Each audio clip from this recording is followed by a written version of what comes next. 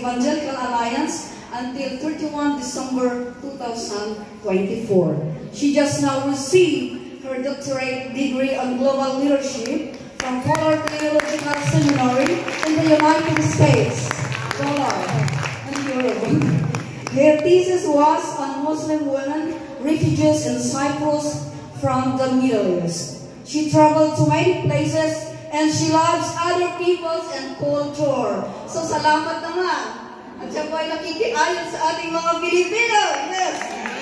She has 3 adult children, a daughter and who is married, another daughter who is getting married in June, and a son who is studying chemistry in England. So without further ado, let us welcome our guest speaker this morning, Dr. Friso.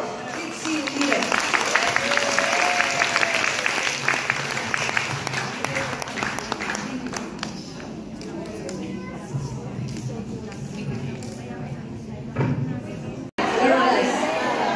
Tingnan natin ang kanilang mukha.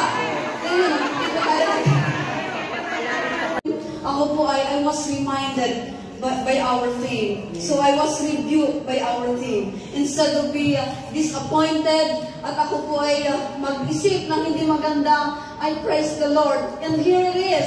Nagpadala siya. He sent us a very, very anointed woman of God. Praise the name of Jesus. Is it ready?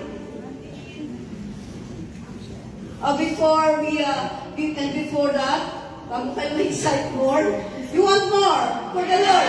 Do you want more? Hallelujah. Praise God. Praise God. Okay na? Because Pastor Steve also sent us a video message for us, greetings for us. But if, hindi na? Okay. Later we will play. So that hindi po tayo mag-consume ng time. So, bravo everyone. Bravo.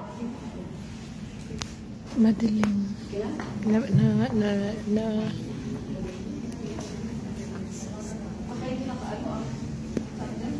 Matagal pa yan.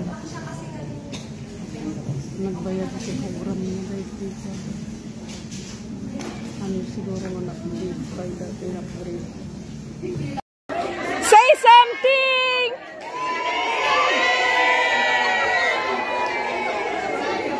Say happy anniversary, Judah!